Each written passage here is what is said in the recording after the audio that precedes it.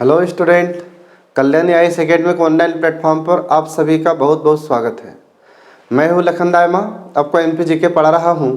MP GK हमारी मध्य प्रदेश लोक सेवा आयोग द्वारा आयोजित की जाने वाली प्रारंभिक परीक्षा और मुख्य परीक्षा की दृष्टि से बहुत ही महत्वपूर्ण है। हम स्टार्ट करते हैं आज हमारे मध्य प्रदेश के इतिहास में। तो मध्य प्रदेश के इतिहास में हम पढ़ेंगे महाजनपद काल। अब महाजनपद काल को स्टार्ट करने से पहले हम आपको ये बताएंगे कि महाजनपद किसे कहते हैं। ठीक है फ्रेंड्स, तो इसमें अपन स्टार्ट करते हैं यहाँ पर महाजनपद। अब महाजनपद किसे कहा जाता है? तो प्राचीन काल में हम देखते हैं कि जो शासन किया जाता था तो शासन करने की सबसे छोटी इकाई होती थी ग्राम। आज भी हम देखते हैं कि शासन करने की सबसे छोटी इकाई क्या है? ग्राम है। तो ठीक ऐसे ही उस टाइम पर शासन करने की सबसे छोटी इकाई होती थी ग्राम। फिर ग्राम से मिलकर विस से मिलकर जन बनती थी और जन से मिलकर महाजनपद बनती थी। तो ऐसे हमारे प्राचीन काल में हम देखते हैं कि हमारे भारत में 16 महाजनपदों का उदय हुआ। इन 16 महाजनपदों में सबसे ज़्यादा शक्तिशाली जब महाजनपद मगध थी। इन 16 महाजनपदों में से 2 महाजनपद हमारे मध्य प्रदेश में थी, जिसमें एक थी अवंती और दूसरी थी चेदी। तो इसका नाम आपको ध्यान रखना होगा फ्रेंड्स। तो याद रखें आप, पहली थी अवंती और दूसरी थी चेदी। ठीक है, तो ये अवंती वर्तमान में उज्जैन, ध्यान रखना, और ये चेदी खजुराहो। ठीक है, तो खजुराहो किधर थी? बुंदेलखंड में, और अवंती किधर थी? हमारे मालवा में। ये आपको याद रखना है। फिर इस महाजनपद में अपन देखते हैं कि हमारे मध्य प्रदेश में जो अवंती महाजनपद थी ये बहुत विशाल क्षेत्र में फैली हुई थी। तो विशाल क्षेत्र में कैसे फैली हुई थी? क्योंकि हमारे मध्य प्रदेश में अपन देखते हैं कि जो मालवा क्षेत्र है तो ये एक तो उत्तरी मालवा और दक्षिणी मालवा। ठीक है, तो उत्तरी मालवा में हम देखते हैं कि अवंती की राजधानी उज्जैनी थी और इधर दूसरी दक्षिणी अवंती की राजधानी महिष्मती थी, और महिष्मती वर्तमान में महेश्वर है, और यह महेश्वर वर्तमान में खरगोन जिले में आता है। तो इसमें हम शुरू करते हैं चेदी जनपद को। अब ये चेदी जनपद कहाँ है? तो ये चेदी जनपद बुंदेलखंड में थी, और ये चेदी मतलब वर्तमान में हमारा खजुराहो। तो उसको आप ध्यान रखेंगे। इसकी राजधानी चेदी की थी शक्तिमती। ये इंपॉर्टेंट फ्रेंड्स, याद रखना, एग्जाम में क्वेश्चन पूछा जाता है कि जो खजुराहो था मतलब चेदी महाजनपद थी, तो इसकी राजधानी कौन सी थी? तो उसकी राजधानी थी शक्तिमती। फिर इसकी एक शाखा कलिंग में थी। अब कलिंग किसको कहते हैं? तो कलिंग हम देखते हैं कि वर्तमान में जो उड़ीसा है, तो उड़ीसा को कहा जाता था उस जमाने में कलिंग। तो इसकी एक शाखा कहाँ पर थी? कलिंग में। किसकी? ये इसकी चेदी महाजनपद की। ठीक है, इसको ध्यान रखेंगे। और इस समय यहाँ का राजा कौन था? खारवेल था। कहाँ पर? कलिंग का राजा। और यहाँ पर जो चेदी महाजनपद थी हमारे बुंदेलखंड भाग में, तो इस समय यहाँ पर एक राजा था जिसका नाम था शिशुपाल। इस शिशुपाल राजा का वर्णन हमें महाभारत में मिलता है, और इसी शिशुपाल का सिर भगवान श्री कृष्ण ने अपने सुदर्शन चक्र से काटा था। इसको आप याद रखेंगे। इसके बाद फिर धीरे धीरे कुछ समय के बाद चेदी महाजनपद कमजोर होती चली गई, और एक समय के बाद हम देखते हैं कि इस चेदी महाजनपद को मगध साम्राज्य में मिला लिया गया। तो इस प्रकार से यहाँ पर इस चेदी महाजनपद का समय समाप्त हो जाता है। ठीक है फ्रेंड्स, तो आगे हम बढ़ते हैं। तो आगे आ जाता है अवंती। अब ये अवंती हमारे मध्य प्रदेश में स्थित है, ध्यान रखना। तो ये 16 महाजनपदों में से एक जनपद ये भी है। हमारे मध्य प्रदेश में कितने जनपद थे फ्रेंड्स? 2। तो 2 महाजनपदों में से एक बताई हमने आपको चेदी, और दूसरी है ये अवंती। ठीक है, तो अवंती को भी 2 भाग में बांटा गया था फ्रेंड्स। कौन कौन से? तो एक उत्तरी अवंती और दूसरी दक्षिणी अवंती। उत्तरी अवंती की राजधानी क्या थी? उज्जैनी, और दक्षिणी अवंती की राजधानी क्या थी? महिष्मती। तो ये उज्जैनी वर्तमान में उज्जैन है, और ये महिष्मती वर्तमान में महेश्वर है, और यह महेश्वर वर्तमान में खरगोन जिले में आता है। इस अवंती के 2 प्रसिद्ध नगर थे, एक का नाम था कुरुधर और दूसरा का नाम था सुदर्शन। ये 2 बहुत ही महत्वपूर्ण नगर थे उस जमाने के, तो आपको याद रखना है। इसी काल में हम देखते हैं इसी अवंती में बौद्ध धर्म का प्रचार प्रसार अधिक हुआ था। इसके बाद में यही अवंती बौद्ध धर्म के लिए प्रसिद्ध भी है, ध्यान रखना, इसका केंद्र रहा है ये। इसके बाद में यदुवंश का राजा हुआ जिसका नाम था बीतिहोत्र।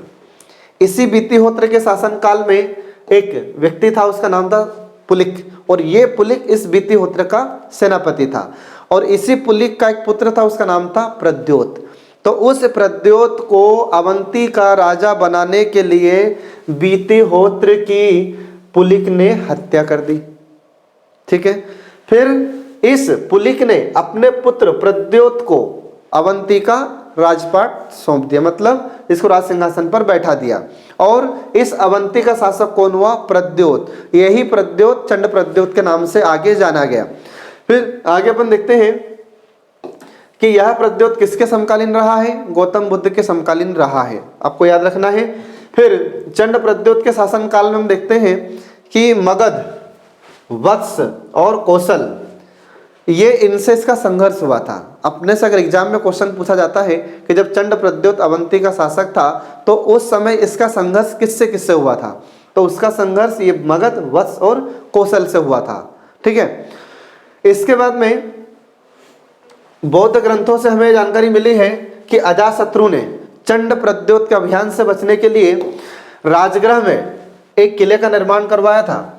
और राजगृह किसकी राजधानी थी? गिरिव्रज की। गिरिव्रज क्या है? तो गिरिव्रज 16 महाजनपदों में से एक महाजनपद थी।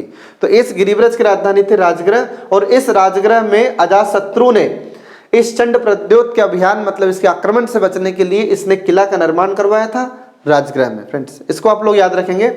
फिर चंड प्रद्योत के समय में ही मगध का राजा हुआ था बिंबिसार। तो इसी बिंबिसार ने इसके इलाज के लिए, किसके इलाज के लिए? चंड प्रद्योत के इलाज के लिए एक वैद्य को भेजा था जिसका नाम था जीवक। तो चंड प्रद्योत की तबीयत खराब हो गई थी एक बार, और ये हमसे एमपीपीएससी ने क्वेश्चन पूछा भी है प्रीलिम्स में कि जब चंड प्रद्योत की तबीयत खराब हुई थी तो उसका इलाज करने के लिए किसको भेजा गया था? तो ये जीवक को भेजा था। किसने भेजा था? तो ये बिंबिसार ने भेजा था। बिंबिसार उस समय किस वंश का राजा था? हर्यक वंश का राजा था। ये आपको इसमें ध्यान रखना है। फिर चंड प्रद्योत के बाद में कौन कौन शासक होते हैं? चंड प्रद्योत के बाद पालक, विशाखयूप, अजक, नंदीवर्धन, ये इस समय यहाँ के शासक हुए थे।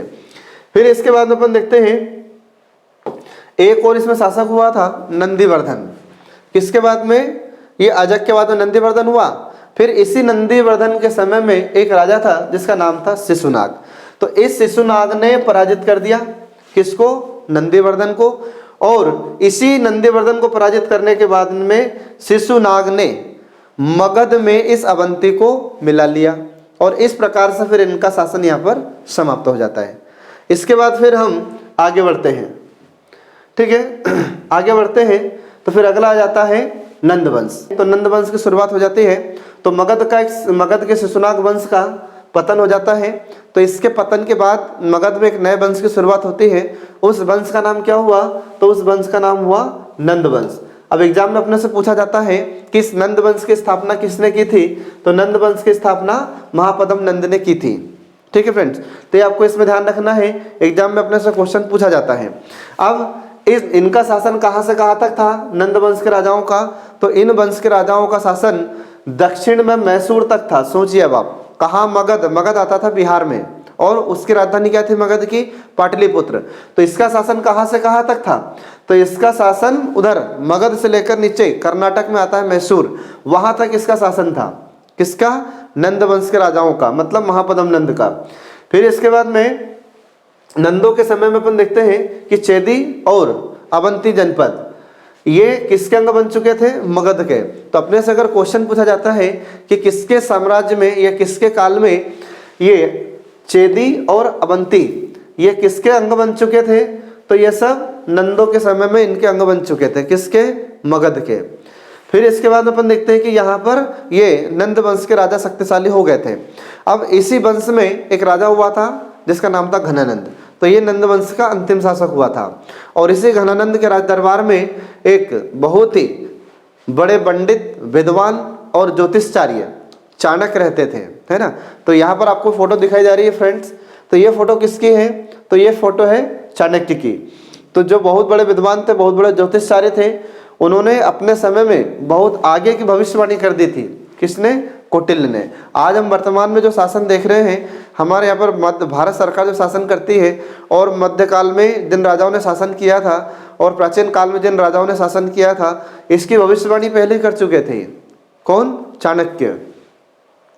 तो राजा को कैसे होना चाहिए, राजा को प्रजा के साथ किस प्रकार का व्यवहार करना चाहिए, ये सारी तमाम बातें चाणक्य कहकर गए हैं। और चाणक्य ने बहुत सारी अच्छी अच्छी बातें लिख कर गए हैं, जिसको हम चाणक्य नीति कहते हैं राजा के लिए। ठीक है फ्रेंड्स, तो इसमें अपन देखते हैं ये चाणक्य है तो इन्होंने घनानंद के राज दरबार में बहुत ही अच्छे अच्छे सलाह दिया था, इसको ध्यान रखें आप। तो घनानंद के राज दरबार में रहते थे ये, ठीक है। अब उसी समय अपन देखते हैं कि घनानंद भी इनको बहुत अच्छा मानता था, बहुत इनकी इज्जत करता था। लेकिन एक बार क्या हुआ कि घनानंद ने कहा, किससे? चाणक्य से। चाणक्य के ही नाम कौटिल्य है, इन्हीं के ही नाम विष्णुगुप्त हैं, ये नाम चाणक्य के हैं, ध्यान रखना आप। तो एक बार क्या हुआ कि घनानंद ने कहा चाणक्य से कि गुरुवर आप मेरी भविष्यवाणी कीजिए। फिर चाणक्य ने कहा कि मैं तुम्हारी भविष्यवाणी नहीं कर सकता। लेकिन जब बार बार जिद करने लगा घनानंद, ठीक है, तो घनानंद जब बार बार जिद करता है तो फिर चाणक्य ने कहा कि आने वाला जो समय है वो तुम्हारे लिए अच्छा नहीं है, ठीक है फ्रेंड्स। तो जब इन्होंने ऐसा कहा चाणक्य ने घनानंद से, तो घनानंद को गुस्सा आया और घनानंद ने क्रोधित होकर क्या किया, तो इसने गुस्सा के कारण इनको वहाँ से निकाल दिया, इनका अपमान किया जाता है और राज दरबार से इनको निष्कासित कर दिया गया, निकाल दिया गया। फिर इसके बाद में वहाँ से चलते हैं कौटिल्य, तो रास्ते में ये मिलते हैं किससे? चंद्रगुप्त मौर्य से। तो यहाँ पर आप फोटो देख रहे हैं, ये किसके हैं? ये चंद्रगुप्त मौर्य की तस्वीर है। तो चंद्रगुप्त मौर्य से कहा था इन्होंने, कौटिल्य ने, कि आप राजा बनना चाहते हैं? तो चंद्रगुप्त मौर्य ने कहा कि हाँ, ठीक है। तो फिर चंद्रगुप्त मौर्य को कौटिल्य सारी बातें सिखाते, सारी राजनीति सिखाते हैं, कैसे आक्रमण करना है, कैसे जीतना है, राजा का कर्तव्य क्या होता है, ये सारी तमाम बातें कौटिल्य सिखाते हैं। किसको? चंद्रगुप्त मौर्य को, है ना। तो फिर चंद्रगुप्त मौर्य को उन्होंने सारी राजनीति सिखाई।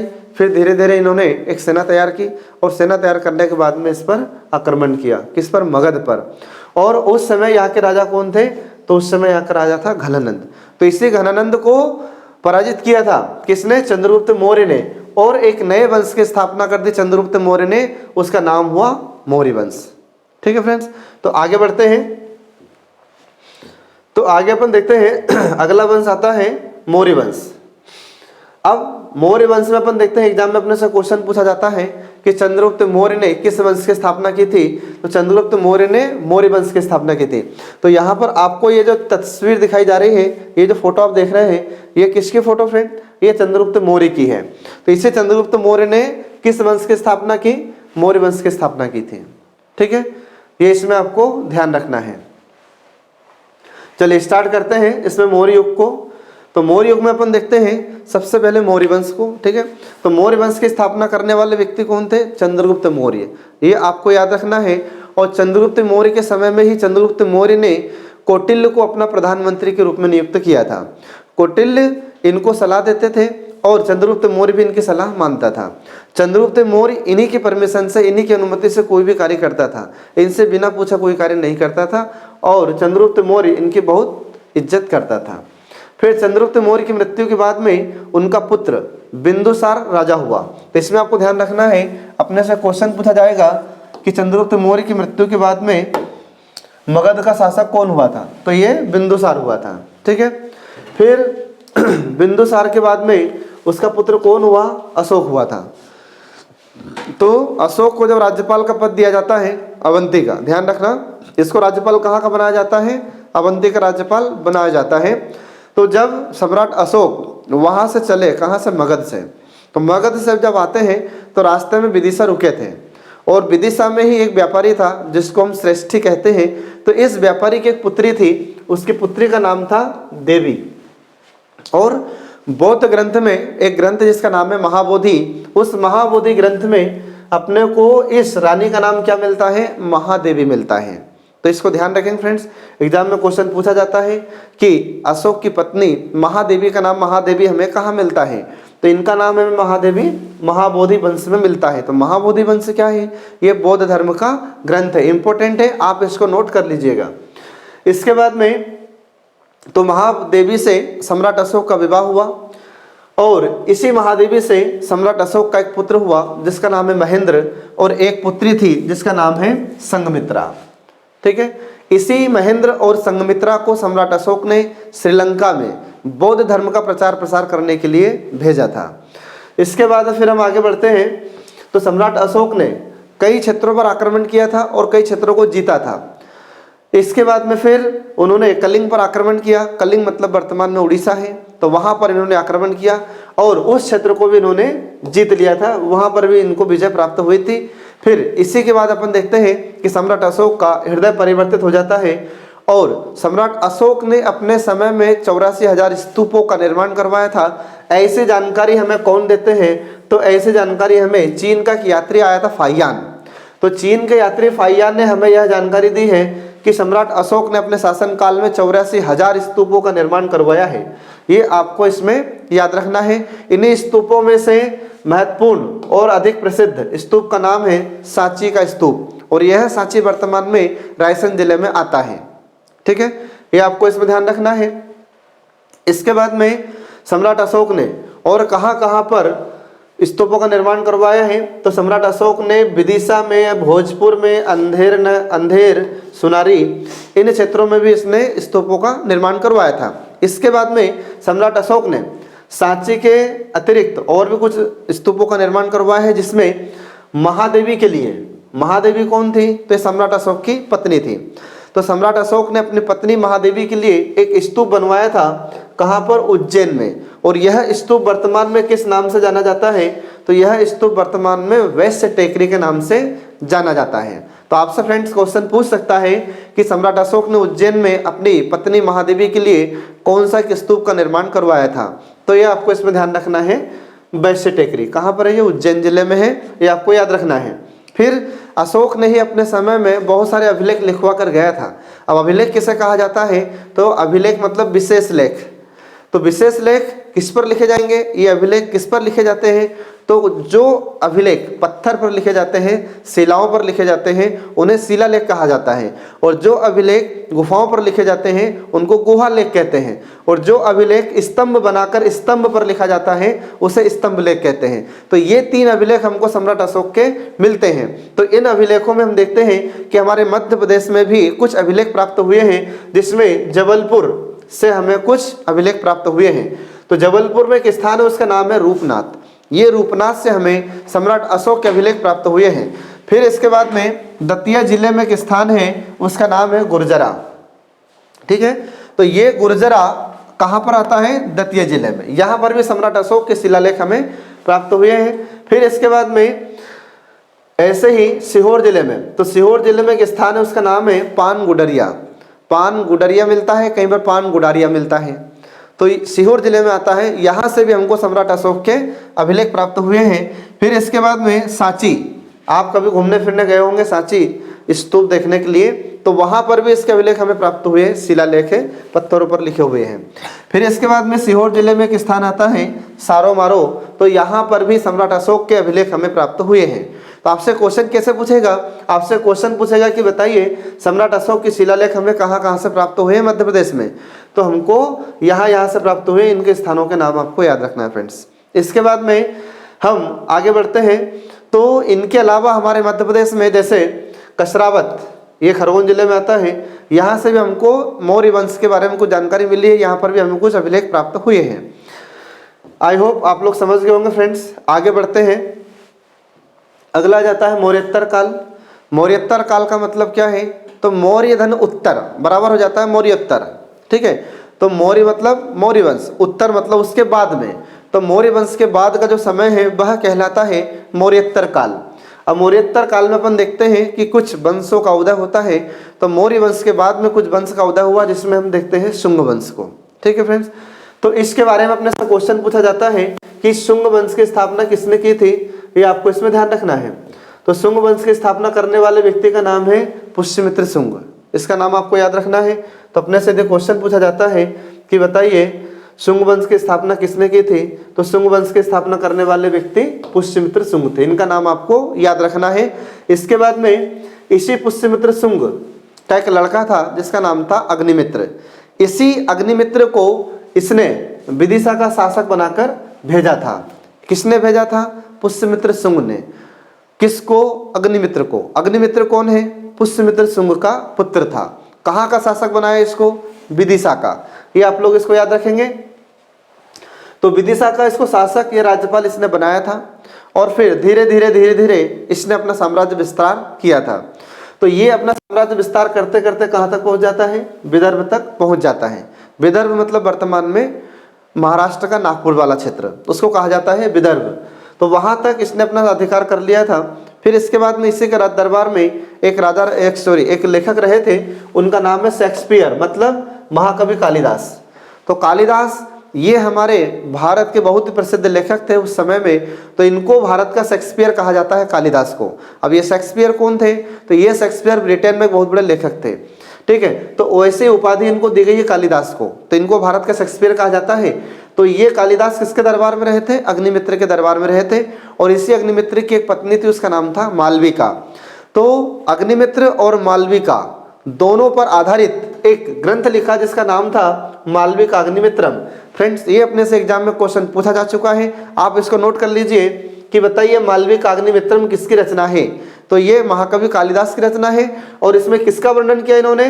तो अग्निमित्र की पत्नी मालविका और अग्निमित्र, इन दोनों का वर्णन उन्होंने इस ग्रंथ में किया है। और किस प्रकार का ग्रंथ है? यह नाट्य ग्रंथ है, तो इसमें आपको ध्यान रखना है। इसके बाद में अग्निमित्र ने विदर्भ के राजा यज्ञसेन को पराजित किया था। तो हमसे अगर क्वेश्चन पूछा जाता है कि बताइए अग्निमित्र ने किस राजा को पराजित किया था, तो उसका नाम था यज्ञसेन, ठीक है फ्रेंड्स। तो इसको आप याद रखेंगे। और कहाँ का शासक था ये? विदर्भ का। मैं आपको पहले बता चुका हूं कि विदर्भ वर्तमान में कहाँ पर है? महाराष्ट्र में नागपुर वाला क्षेत्र है। फिर इसके बाद में अपन देखते हैं कि अग्निमित्र के बाद में बहुत सारे शासक हुए, और फिर 9वें नंबर का एक राजा था, उसका नाम था भागभद्र। ये कौन से नंबर का राजा था? ये 9वें नंबर का राजा था। किस वंश में? शुंग वंश में। तो जब ये 9वें नंबर का राजा बनता है, तो इसी के समय में एक यूनानी राजदूत आया था जिसका नाम था हेलियोडोरस। ये अपने से एग्जाम में क्वेश्चन पूछा जा चुका है फ्रेंड्स कि भागभद्र के दरबार में यूनान से कौन सा एक राजदूत आया था, तो उसका नाम आपको ध्यान रखना है हेलियोडोरस, ठीक है। इसी हेलियोडोरस ने हमारे भारत में आकर भागवत धर्म को अपनाया था और विष्णु भगवान की पूजा करने लगा था। फिर इसके बाद में इसने ही विदिशा में एक स्तंभ बनवा कर गया जिसका नाम है गरुड़ स्तंभ, और इसी गरुड़ स्तंभ पर इसने लेख लिखवा कर गया है, इसलिए इसको गरुड़ स्तंभ लेख के नाम से जाना जाता है। और यही गरुड़ स्तंभ लेख को हम एक नाम से और जानते हैं जिसको हम खाम बाबा कहते हैं। तो ये आपको याद रखना है। एग्जाम में अगर क्वेश्चन पूछा जाता है फ्रेंड्स कि बताइए विदिशा में गरुड़ स्तंभ अभिलेख किसने बनवा कर गया था, तो ये इसने बनवाया था हेलियोडोरस ने। और यह हेलियोडोरस किसके दरबार में आया था? तो ये भागभद्र आपको याद रखना है फ्रेंड्स, ठीक है।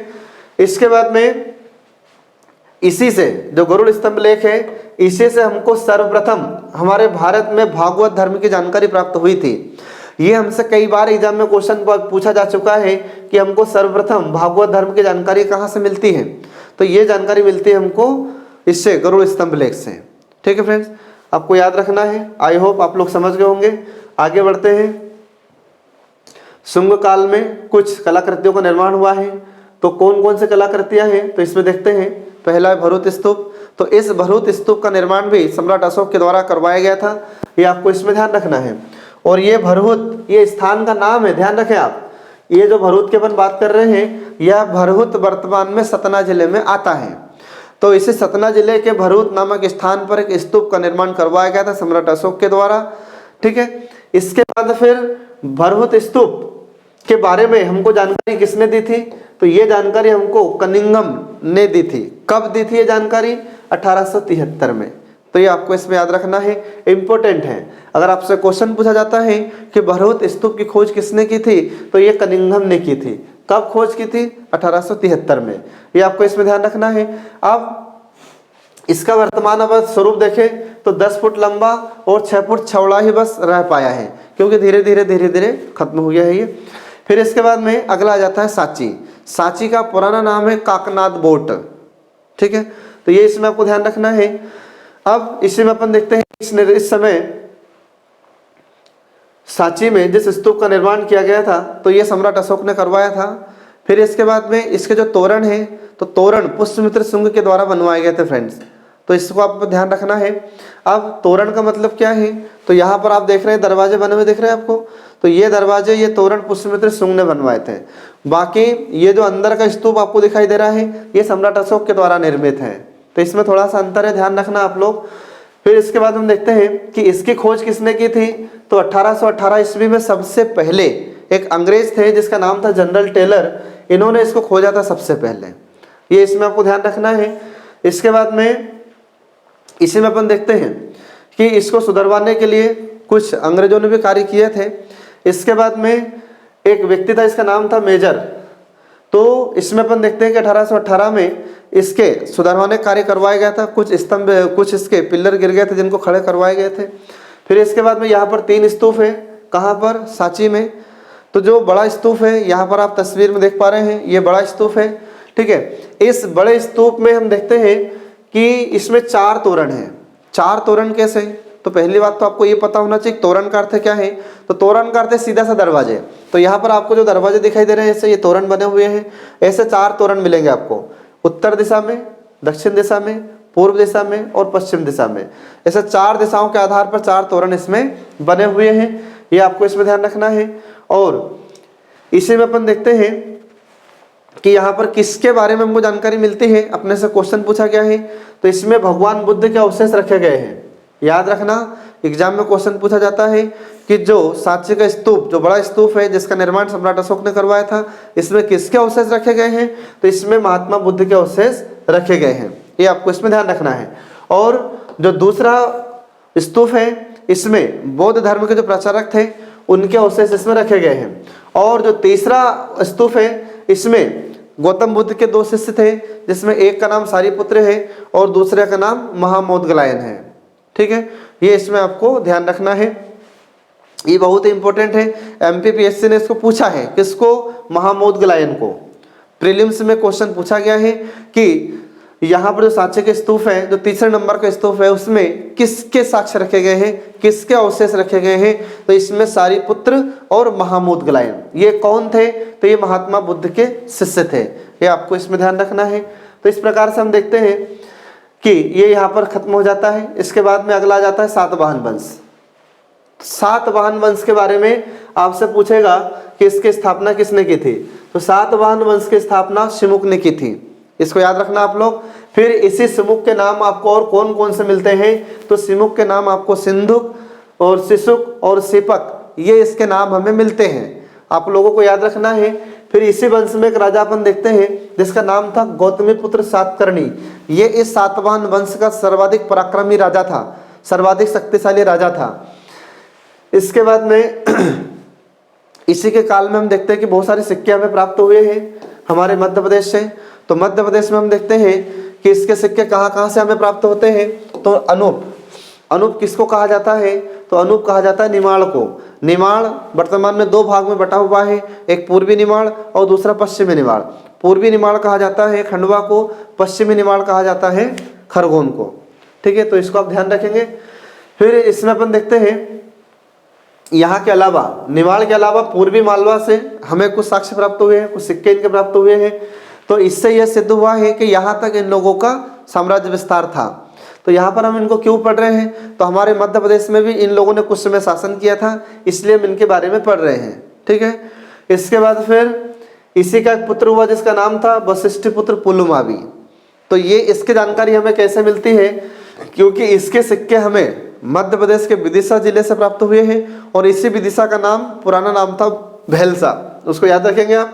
तो भेलसा से और देवास से इसके सिक्के प्राप्त हुए हमें। किसके सिक्के?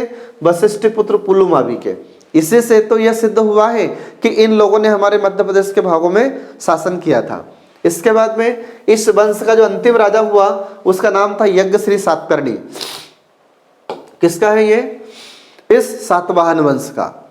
तो इसमें सातकर्णी राजा बहुत ही शक्तिशाली था और इसके भी सिक्के कुछ हमें प्राप्त हुए हैं। तो कहाँ से सिक्के प्राप्त हुए हैं हमें?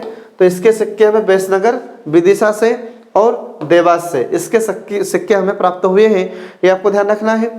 फिर इसके बाद में वशिष्ठपुत्र पुलुमावी ने किसको पराजित किया था? तो इसको रुद्रदामन ने पराजित कर दिया था। कौन से वंश का राजा था ये? तो ये वशिष्ठपुत्र सातवाहन वंश का राजा था।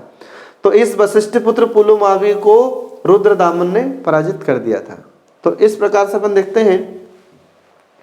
तो इनका भी फिर समय यहाँ पर समाप्त हो जाता है। अगला हम आते हैं हिंदू यूनानी काल पर। अब इस काल को हिंदू यूनानी काल क्यों कहा जाता है? तो इसको हिंदू यूनानी काल इसलिए कहा जाता है क्योंकि जो यूनानी लोग हमारे भारत में आए थे और उन्होंने कुछ क्षेत्रों पर अधिकार किया था, तो इसलिए इनको हिंद यूनानी के नाम से हम जानते हैं। तो इसमें आप लोग याद रखेंगे, ये लोग आते हैं हमारे भारत में, और जो सियालकोट है हमारे पंजाब हरियाणा वाला क्षेत्र है, तो वहाँ पर अपन देखते हैं जो पुराना था, ये तो ध्यान रखना, तो ये अब हमारे भारत में नहीं है। तो ये सियालकोट वाला स्थान इन्होंने अधिकार में कर रखा था, किसने? यूनानियों ने। तो इसको ध्यान रखेंगे आप, और यहाँ पर इन्होंने अपना अधिकार किया था। इसके बाद में इन्हीं हिंद यूनानियों में एक शासक था, इसका नाम था मिनांडर। तो ये मिनांडर हमारे भारत में आता है और इसने भी कुछ क्षेत्र पर अधिकार किया था। तो इसको ही एक बौद्ध भिक्षु था, इसने दीक्षा दी थी। तो एग्जाम में अपने से क्वेश्चन पूछा जाता है कई बार कि बताइए जो मिनांडर हमारे भारत में आया था, तो इसको बौद्ध धर्म की दीक्षा किसने दी थी? तो बौद्ध धर्म की दीक्षा एक बौद्ध भिक्षु नागसेन थे। इस नागसेन ने इस मिनांडर को बौद्ध धर्म की दीक्षा दी थी। बहुत ही इंपॉर्टेंट है, इसको आप लोग नोट कर लेना अपनी कॉपी में, ठीक है? इससे क्वेश्चन पूछे जा चुके हैं। फिर इसी मिनांडर ने कुछ प्रश्न किए थे नागसेन से, ठीक है? तो प्रश्न पूछता था मिनांडर नागसेन से, नागसेन उत्तर देते थे मिनांडर को। इन दोनों के प्रश्न और उत्तर का वर्णन मिलिंद पिन्हो नाम की एक पुस्तक है, उसमें इनका वर्णन है। तो एग्जाम में क्वेश्चन पूछा गया है कि मिलिंद पिन्हो में किसका वर्णन है? तो इसमें मिनांडर ने प्रश्न पूछा था नागसेन से, और नागसेन ने उत्तर दिया था मिनांडर को। तो इनकी प्रश्न उत्तरी का वर्णन है उसमें मिलिंद पिन्हो में, उसको आप याद रखेंगे। फिर इसके बाद में अगला वंश शुरू हो जाता है शक वंश। तो इसमें अपन देखते हैं कि यूनानी शासकों के बाद में हमारे भारत में शक राजाओं का शासन शुरू होता है। अब इन शकों के बारे में से बताया जाता है कि ये लोग हमारे भारत में चीन के क्षेत्र से आए थे। तो चीन का जो पश्चिमी क्षेत्र है वहाँ से ये लोग हमारे भारत में आए थे। तो इन लोगों ने अपना साम्राज्य विस्तार कहाँ कहाँ तक किया था? तो इसमें अपन देखते हैं कि जैसे नासिक, मथुरा, उज्जैन, पंजाब तक इन लोगों का शासन रहा है। इसके बाद में इन्हीं शक राजाओं में अपन देखते हैं कि कौन कौन से राजा हुए थे। तो इसमें मोगा माउस ये इस समय शासक था शकों में, और इसी में अपन देखते हैं कि अजेस प्रथम इसने भी शासन किया था। तो इनके सिक्के हमें इंदौर से प्राप्त हुए हैं, और यह जानकारी हमें कौन देते हैं? तो यह जानकारी हमें देते हैं आडवाणी, ठीक है? जो कहाँ के रहने वाले थे? ये इंदौर के रहने वाले थे, ध्यान रखना।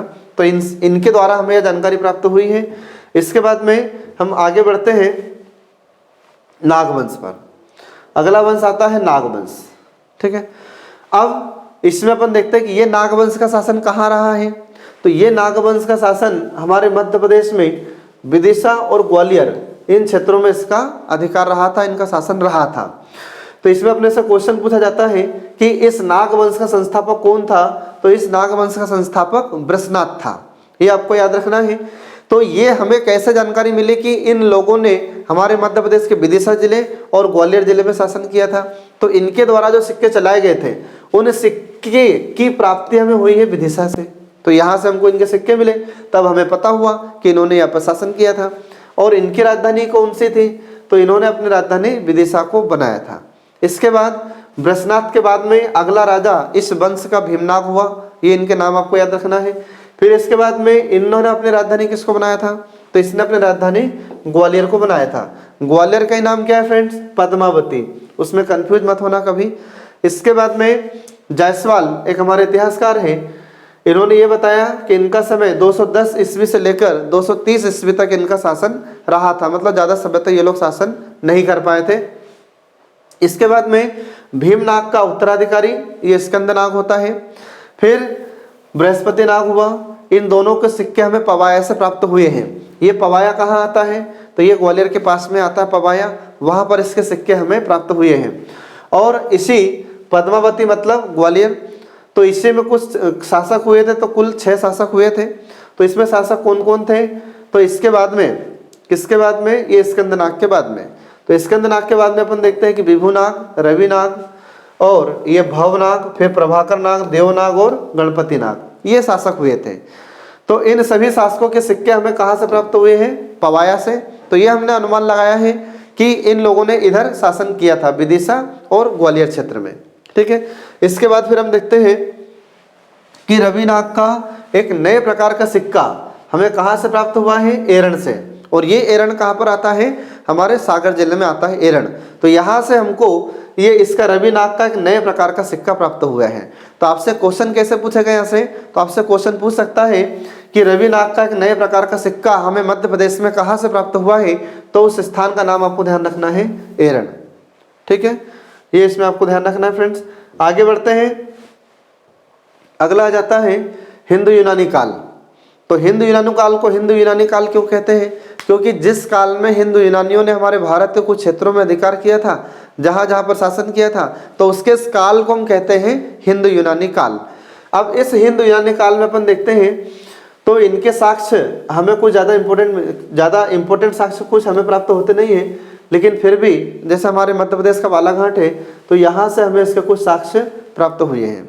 ठीक है, तो इस समय अपन देखते हैं कि यहाँ पर एक वंश स्थापित हुआ था जबलपुर में, उसका नाम था बौद्धि वंश। तो अपने से एग्जाम में क्वेश्चन पूछा जाता है कि बौद्धि वंश की स्थापना कहाँ पर की गई थी, तो ये की गई थी जबलपुर में। जबलपुर का ही पुराना नाम क्या है, तो जबलपुर का ही पुराना नाम त्रिपुरी है, तेवर है, और ये जबलपुर नाम बाद में हुआ, और यही जबलपुर महाकौशल क्षेत्र में आता था। ठीक है, अब इस वंश की स्थापना किसने की थी, तो श्री बोधि ने। तो एग्जाम में अगर अपने से क्वेश्चन पूछता है कि बोधि वंश का संस्थापक कौन था, तो श्री बोधि था। फिर इसके बाद में आपसे पूछा जाए कि इसके बाद शासक कौन हुआ, तो इसके बाद में श्री बोधि के बाद बसु बोधि, फिर चंद्र बोधि और फिर शिव बोधि, ये ऐसे इसमें शासक हुए थे। इसके बाद फिर अगला वंश आता है मगध वंश। तो ये मगध वंश हमारे मध्य प्रदेश के किस हिस्से का वंश था, तो ये बघेलखंड का वंश था। ये कौन सा, मगध वंश। इसकी स्थापना किसने की थी, तो इसकी स्थापना भीमसेन ने की थी। तो आपसे अगर क्वेश्चन पूछा जाता है कि मध्य प्रदेश में मगध वंश का संस्थापक कौन था, तो उसका नाम आपको ध्यान रखना है भीमसेन। फिर इसके बाद में इसी वंश में कुछ राजा हुए थे, जिसमें भद्रमग और भद्रमग के बाद में फिर ये शिवमग, ये राजा रहे थे। इनके सिक्के हमें प्राप्त हुए हैं। तो इनके सिक्के, मोहर, शिलालेख, ये सब हमको कहाँ से प्राप्त हुए हैं, बांधवगढ़ से। और बांधवगढ़ वर्तमान में कहाँ है, उमरिया। ध्यान रखना, उमरिया का ही नाम है बांधवगढ़। तो इस प्रकार से अपन देखते हैं कि इनके सिक्के हमें प्राप्त होते हैं। फिर इन राजाओं का जो समय रहा था, तो इन्हीं राजाओं के समय अपन देखते हैं कुषाण वंश के शासकों का भी शासन चल रहा था। तो इन कुषाण वंश के राजाओं का विरोध इन लोगों ने किया था। ध्यान रखना, अगर अपने से क्वेश्चन पूछा जाता है कि कुषाण वंश के राजाओं का विरोध किस वंश के राजाओं ने किया था, तो ये मगध वंश के राजाओं ने किया था। तो इस प्रकार से फ्रेंड्स हम देखते हैं कि यहाँ पर आज का लेक्चर समाप्त हो जाता है। Thank you for watching.